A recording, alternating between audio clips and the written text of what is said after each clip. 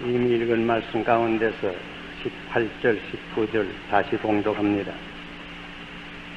아들 디모데야, 내가 네게 이 경계로서 명하노니 전에 너를 지도한 예언을 따라 그것으로 선한 싸움을 싸우며 믿음과 착한 양심을 가지라.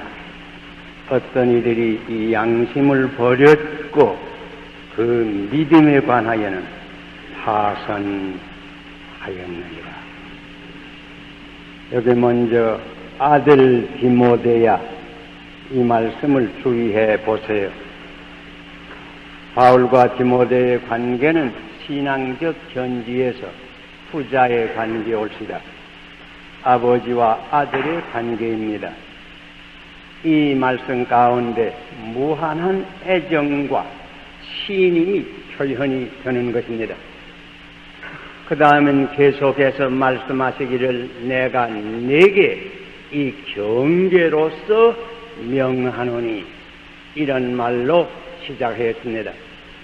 사랑하고 신임함으로 여기에 엄숙하고 간곡한 경계와 명령이 있습니다. 사도 바울이 가장 중요한 교훈 혹은 진리를 디모데에게 가르치려고 할 때에는 흔히 이런 말로 시작을 하는 것입니다. 디모데 전후서를 우리가 상고해 보면 여기 이외에도 3번 이런 예를 우리가 찾아보게 되는 것입니다. 가령 디모데 전서 5장 21절에 하나님과 그리스도 예수와 택하심을 받은 천사들 앞에서 내가 엄히 명하노니 너는 편견이 없이 이것들을 지켜 아무 일로 편벽되이 하지 말며, 혹은 6장 13절에는 이렇게 말씀했습니다. 만물을 살게 하신 하나님 앞과 본디오 빌라도를 향하여 선한 증거로 증거하신 그리스도 예수 앞에서 내가 너를 명하노니, 혹은 디모데후서 4장의 1절에 볼 것이면 이렇게 말씀했습니다. 하나님 앞과 산자와 죽은 자를 심판하실 그리스도 예수 앞에서 그의 나타나실 것과 그의 나라를 두고 엄히 명하노니, 이 말씀 가운데 제일 먼저 하실 말씀이 여기 18절에 있습니다. 엄히 명령한 가운데 첫째 되는 명령을 오늘로 생각하려고 합니다. 그것은 무엇이요? 선한 싸움을 싸우라.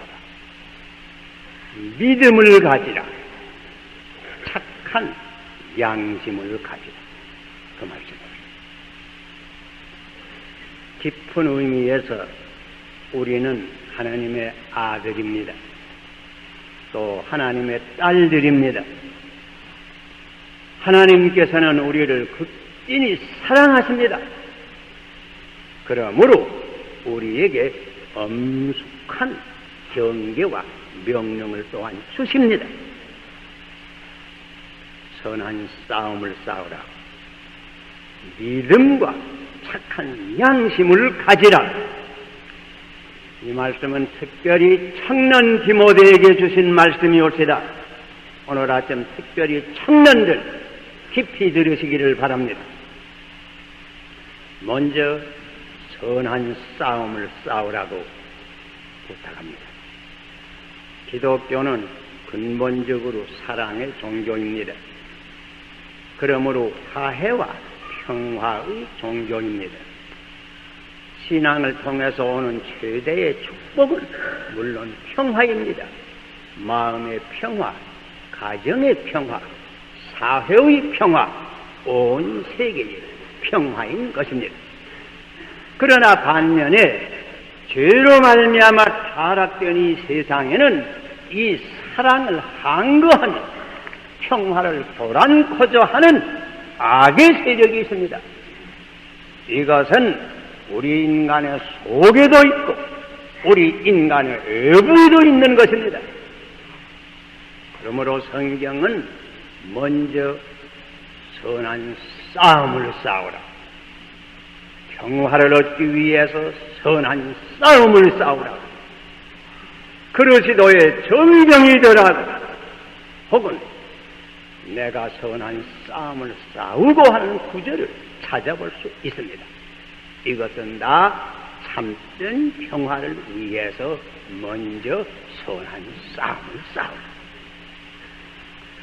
우리 속에도 악의 세력이 있습니다. 시기, 질투, 정욕, 허영, 교만, 음란, 방탕 등 동양의 철학자 왕양명의 말을 빌려서 말하면 도적놈이 있습니다. 이 도적과 내 속에서 싸워 이겨야 합니다. 외부에도 악이 있습니다. 한국적인 실정에서 보면 흔히 정치와 경제에 결부되는 불의와 부정과 부패, 사회악이 있습니다. 혹은 세속주의, 향락주의에서 오는 특별히 외국에서 많이 침임에 들어오는 타락과 퇴폐로 인도하는 악의 세력이 있습니다. 또는 공산주의란 이름 아래에서 집약이 되는 유물론, 무신론, 허무주의 등 사상적 악의 세력이 있습니다. 참된 평화를 위해서 이 악의 세력과 먼저 싸워야 되는 것입니다. 세계의 실정을 보아도 역시 그렇습니다. 악의 세력이 아직도 팽배합니다.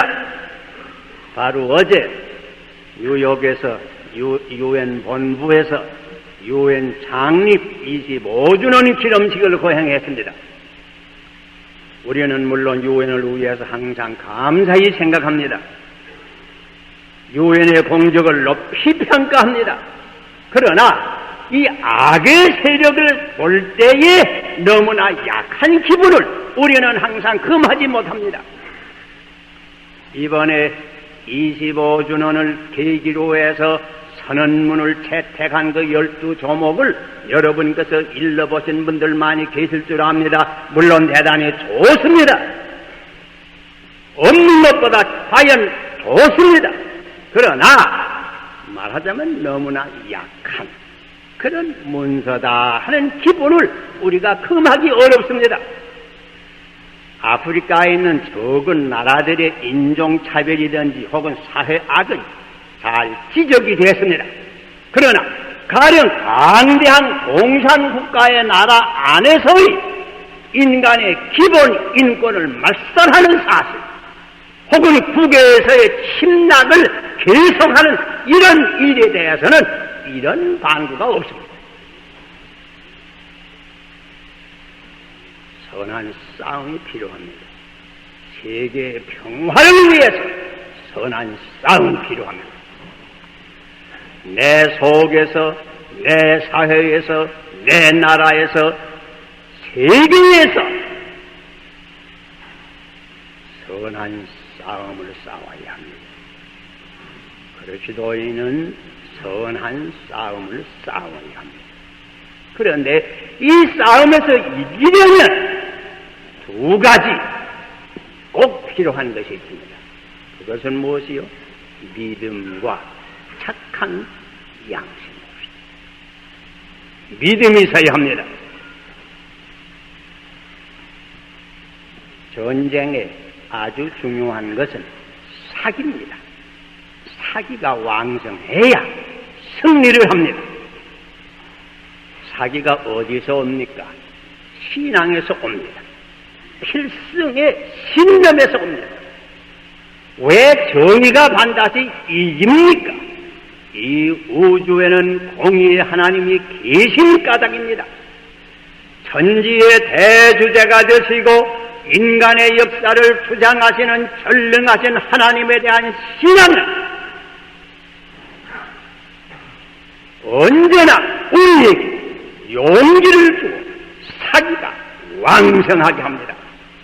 그러므로 그리스도의 정병은 무엇보다도 신앙이 필요합니다. 여기에 말하는 신앙은 아마 히브리 11장에서 사용한 그런 의미로 사용한 줄로 생각이 듭니다. 바라는 것들의 실상이요 보지 못하는 것들의 증거가 될 만한 산 신앙을 의미합니다. 보이지 아니하는 이를 보는 것 같이 해서 모든 것을 참는 모세의 신앙과 같은 신앙을 의미합니다. 역대의 예언자와 성도들의 신앙에 대해서 히브리 11장에는 이렇게 기록하였습니다. 저희가 믿음으로 나라들을 이기기도 하며 의를 행하기도 하며 약속을 받기도 하며 사자들의 입을 막기도 하며 불의의 세력을 멸하기도 하며 칼날을 피하기도 하며 연약한 가운데서 강하게 되기도 하며 전쟁에 용맹되어 이방 사람들의 진을 물리치기도 하며 이런 믿음이 필요합니다. 사도 바울은 빌립보 4장 13절에 이렇게 말하였습니다. 내게 능력 주시는 자 안에서 내가 모든 것을 할 수 있느냐. 싸움에 이기려면 이런 능력이 필요합니다. 또한 여기 신앙이란 말은 우리 기독교의 중심 진리도 의미하는 줄 생각합니다. 기독교 우주관, 기독교 인생관, 역사관, 사회관, 내세관 등 기독교 중심 진리의 확실한 파악이 필요합니다. 그래야 모든 그릇된 사상에 대항해서 선한 싸움을 할 수가 있을 것입니다. 확실한 믿음, 건전한 믿음, 내용 충실한 믿음이 요구되는 것입니다. 그래야 선한 싸움을 어디서나 옳게 싸울 수 있습니다. 그리고 한 가지 더 가르칩니다. 착한 양심을 가지라. 독일의 철학자 이마누엘 칸트의 유명한 말을 여러 번 들었을 겁니다. 하늘엔 별이 있고 인간의 속엔 양심이 있다. 양심은 이렇게 귀한 존재입니다. 프랑스의 문호 루소는 이렇게 말하였습니다. 정욕은 육신의 음성이요 양심은 영혼의 음성이다. 영혼의 음성을 우리가 들어야 합니다. 영국의 청교도 문호 잔 밀턴은 이렇게 말했습니다. 양심은 인간의 속에 엄파이어라. 여러분 그 베이스볼 구경 다 하셨지요? 거기 가보면 가운데서 볼 던지는 그 피처 뒤에 엄파이어라. 그 재판장이 하나 섰습니다. 그래서는 볼을 던진 후에는 그게 스트라이크인지 파울인지 그것을 분간해서 늘 말해줍니다. 우리 양심이 이와 같은 역할을 우리 속에서 하는 것입니다. 정포은 선생의 유명한 시조 여러분 다 기억하는 분 많지요. 이 몸이 죽고 100번 권체주고 이렇게 시작해서 마지막 절이 임향한 일편단심이야 피어날 줄이시랴. 그게 일편단심이란 말 무슨 뜻인지 압니까? 그 양심을 의미합니다. 양심은 영혼의 지성소입니다. 양심은 우리 속에 있는 속을 비추어주는 하나님의 등불입니다. 양심은 우리 속에서 들을 수 있는 하나님의 음성입니다. 왜? 성경에 기록한 대로 양심은 마음에 새긴 하나님의 율법입니다. 이렇게 양심이 귀합니다. 그러므로 착한 양심을 언제나 지내야 합니다. 양심이 얼마나 중요한 역할을 행하는가 하는 데 대해서는 길게 말할 필요가 없는 줄 압니다. 무엇보다도 양심은 우리에게 시비와 선악을 분간해서 우리에게 갈 방향을 분명하게 가르쳐 줍니다. 배로 말하면 나침반의 역할을 합니다. 신호등의 역할을 합니다. 안전할 때 푸른 빛을 비추어주고 위험할 때 붉은 빛을 비추어줍니다. 그릇된 길로 가려고 할 때에, 죄를 범하려고 할 때에 그것은 안 되는 길이라고 붉은 등을 비추어줍니다. 범죄하기 전에 양심의 경고가 반드시 있는 것입니다. 그뿐이 아닙니다. 양심은 재판장의 역할을 합니다. 그냥 어떤 사람이 그릇된 길로 그냥 계속해 가보세요. 죄를 범합니다. 그렇게 되면 양심이 어떻게 합니까? 책망합니다. 책직을 내립니다. 벌을 줍니다. 예수님께 끌려왔던 가늠한 여자 이야기 여러분 다 알지요? 이런 여자는 돌로 쳐 죽이라고 했는데 선생님은 어떻게 하라고 하십니까? 질문을 했지요. 그때 예수님께서 조용히 계시다 대답하시기를 너희 가운데 죄 없는 자가 먼저 돌을 쳐서 들어서 저 여자에게 던지라고 했죠. 그리고 좀 있으려니까 슬며슬며 다 나가버렸습니다. 무엇이 그 사람들을 그 마당에서 쫓아냈습니까? 양심의 채찍이 옵시다. 우리 한국의 속담에 도종놈이 바리새리란 말이 있습니다. 왜 바리새리입니까? 양심의 채찍이 있는 까닭입니다. 왜 죄를 지으면 불안과 공포에 빠집니까? 양심의 채찍이 있는 까닭입니다. 어떤 때는 이 양심의 채찍이 너무 심해서 심지어 자살하는 경우도 있습니다. 가롯 유다의 경우가 그런 경우입니다. 그러나 반면에 우리가 옳은 길로 가면 양심은 우리를 칭찬합니다. 후한 상을 줍니다. 전에 요셉이 보디바의 집에서 봉사할 때에 무서운 유혹의 시험을 양심의 경고를 받고 이겨낸 것입니다. 그러나 그만 뒤처 잡혀서 억울하게 감옥에 들어갔습니다. 그러나 몸에는 괴로움이 왔지요. 그러나 요셉의 마음속에는 기쁨이 충만한 것입니다. 왜? 양심이 그를 칭찬했습니다. 장하다. 내가 그 유혹을 이겼구나. 칭찬한 것. 불란서의 문호 빅터 휴고의 유명한 소설 라 미저레블이라고 희무정이라고 번역하는 것 같습니다. 짠발짠의 이 얘기 여러분 다 들으셨지요? 그는 무서운 죄를 지었습니다. 그러나 멀리 도망해서 딴 곳에 가서 사업을 합니다. 이어 정계에 진출을 해서 그 도시의 시장까지도 했습니다. 그런데 한번 신문을 보니까 자기가 살던 곳에서 어디는 늙은 노인이 붙잡혔는데 그 노인이 짠발짠으로 꼭 정죄를 받아서 죽게 됩니다. 실상 짠발짠은 자기인데 딴 사람이 죽게 됩니다.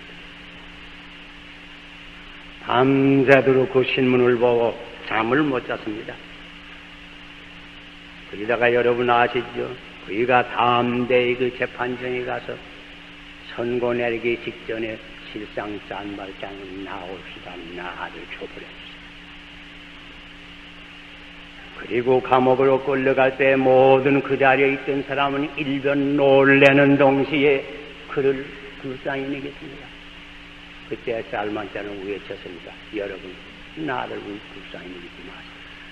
내 속에는 기쁨이 충만합니다. 하나님께서 지금부터는 나와 같이 계십니다. 양심의 칭찬이 있는 가장입니까? 왜 착한 양심을 가지라고 여기 착한 양심이란 말이 있습니다. 그건 무슨 뜻일까요? 이렇게 귀한 양심이라도 계속해서 양심의 명령에 불복하면 그 양심이 점점 둔해집니다. 이것을 성경의 말대로 화인 맞은 양심이 됩니다. 뜸장처럼 감각이 없어지는 양심이 됩니다. 그러다가 마지막에는 심지어 왜곡되어서 그릇 깔아치는 양심이 되고 맙니다. 이렇게 되면 어떻게 됩니까? 그 믿음은 아주 파손이 되고 맙니다. 이렇게 뇌물을 첫 번 받을 때는 양심의 가책이 있는 것을 불구하고 받습니다. 그러나 여러 번 받게 되면 그때는 신성한 마음으로 받습니다. 그러다가 좀 더 오래 있게 되면 뇌물 안 가지고 오면 오히려 큰 소리 치게 됩니다. 착한 양심을 가지라고 하는 말은 언제나 양심의 명령에 순종해서 예리한 순결한 양심을 가지란 말입니다. 과거에 무슨 죄를 지었을지라도 삭개오와 같이 예수님 앞에 나와서 온전히 회개하고 불안과 공포가 없는 평안한 양심을 가지란 말입니다. 부끄럽지 않은 양심을 가지란 말입니다. 왜 이렇게 착한 양심을 가지라고? 우리의 양심이 우리를 칭찬할 때에, 양심의 존재가 없을 때에 우리는 그때에 가장 강한 사람이 됩니다. 사자보다 강합니다. 어떤 싸움이나 이겨낼 수 있습니다. 승리합니다. 그러나 불안한 양심을 가진 사람, 부끄러운 양심을 가진 사람, 선한 싸움을 싸우지 못합니다. 패배하고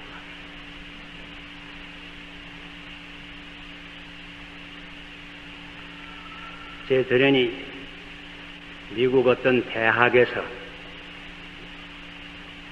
대학을 졸업한 어들은 대학 출신이 몇 달 후에 졸업장을 대학으로 돌로 반려했다고 합니다. 왜 이것을 반려하느냐 물어보니까 부끄러운 말이지만은 제가 졸업시험할 때에 세계에서 시험을 쳤습니다. 내 양심이 불안해서 이 졸업장은 그냥 가지고 있을 수가 없습니다. 대학학장이 그에게 말하기를 당신이 이렇게 나한테 죄를 이미 자백했으니 이제는 그냥 가지도 괜찮을 거 아니냐, 가지고 가라고. 그러나 이 말이 아닙니다. 내 양심이 불안해 견딜 수 없습니다. 그 졸업장보다 착한 양심이 내게는 귀합니다. 착한 양심이 귀합니다. 헬라 유명한 철학자 소크라테스는 이런 말을 했습니다. 양심은 이혼할 수 없는 아내라.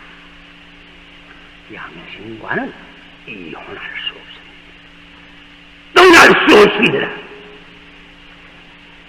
언제나 같이 살아요.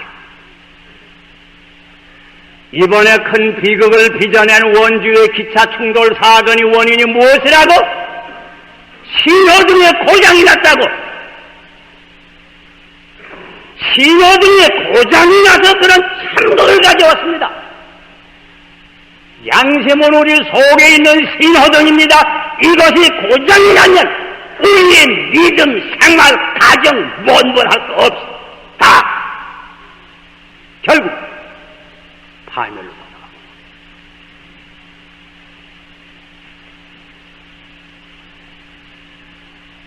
착한 양심을 가지게 합니다.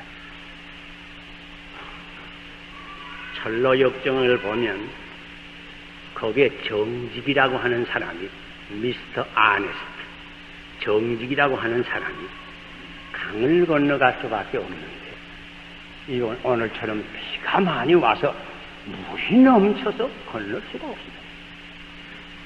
아주 위험한데 강을 건널 수밖에 없습니다. 그때에 전에부터 잘 알던 착한 양심이라고 하는 사람, 미스터 굿 컨센스, 착한 양심이라고 하는 사람이 와서 손목을 쥐고 무사히 그 강을 건넜다 하는 이 얘기가 있습니다. 여러분, 착한 양심이 없으면 우리가 마지막에 건너갈 요단 강을 안전히 건너갈 수 없습니다. 왜? 착한 양심이 없으면 믿음이 파손되는 까닭입니다. 착한 양심을 지나야 합니다. 착한 양심을 꼭 회복하세요. 삭개오와 같이 주님께 나와서 과거에 어떠한 잘못을 했든지 온전히 회개하고 착한 양심을 회복하세요.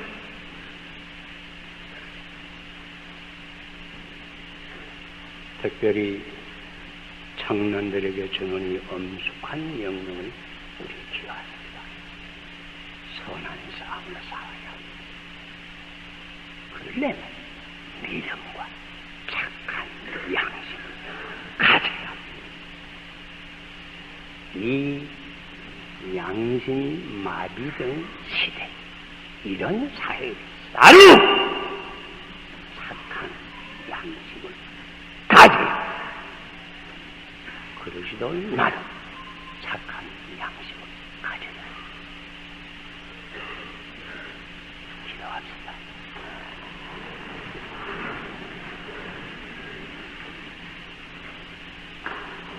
아버지께서 저희들에게 주신 엄숙한 경계의 말씀을 저희들이 분명히 들었습니다.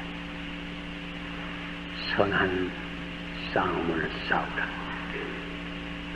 믿음과 착한 양심을 가지라. 듣기만 하는 자 되지 말고 오늘 여기 출석한 우리 하나하나가 믿음과 착한 양심을 가지고 선한 싸움을 잘 싸워서 승리적 생활하는 저희 되게 하여 주시옵소서. 예수님 이름으로 기도하옵나이다. 아멘.